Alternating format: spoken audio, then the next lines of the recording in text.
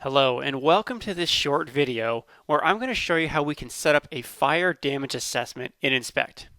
My name is Matt Hyland and I'm the General Manager here at Codeware.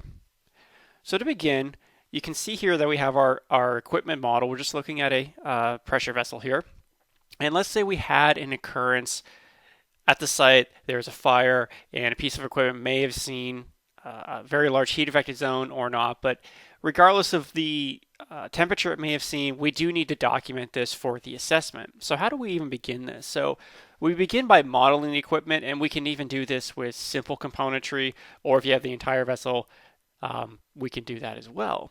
So what we're going to do is come up to the API 579 menu, come down, and we're going to select Part 11, Assessment of Fire Damage. Now the first thing it's going to do is the Fire Damage Assessment dialog is going to pop up asking us, would we like to create a new inspection? We're going to say yes. And this is the dialog. So this is the information that we're going to put in to support our decision for the level 1 assessment. Now the first thing you're going to notice on the left here is that you can assign heat affected zones to selected components. So for example, if you're looking at a tall tower and you only want to look at a certain portion of it, we can select those components.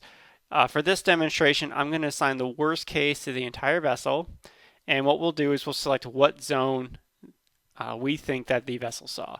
So we'll select zone 3, for example. And you can see down below all of the components have been set to zone 3. Now there'll be some other options here as well, such as the hardness readings. You have an option to put in the Brunel hardness or the Vickers hardness, however you'd like to gather that information, and then you can set those values appropriately for each component. Then generally for the supporting material, you'll see here we have tabs along the top. So you've got your general information, visual evidence, material properties, fuel and ignition source, your conclusions. If you have a checklist, for example, if you want to add in a checklist, I'll just take a sample one we have here and select it. We can add that checklist in here so that when you go out to the site, you can make sure that everything is completed before you come back in. There's also supporting documents and images and user-defined fields. Now let's kind of go through these a little bit more. Let's go through the visual evidence. So for example, I'll click on my visual evidence, and what I'm going to do is click on this plus button right here. And the details are going to show up, and there's a little drop down here for different selections. So visual evidence summary, radiation color, smoke color, etc., all the options are here in the list. So we're going to select visual evidence summary, like so. And again, you have an option of relating this to the entire equipment or to a specific component, I should say. Now, one thing that's really cool about this is that I can click on this details option right here, and I can select to add an image here. And what I can do is I can go to my pictures folder and say, for example, this was the image I want to put in, this is the occurrence that we had. Click open. Now that image is going to be associated with our inspect file, and it'll also be included in the output report as well.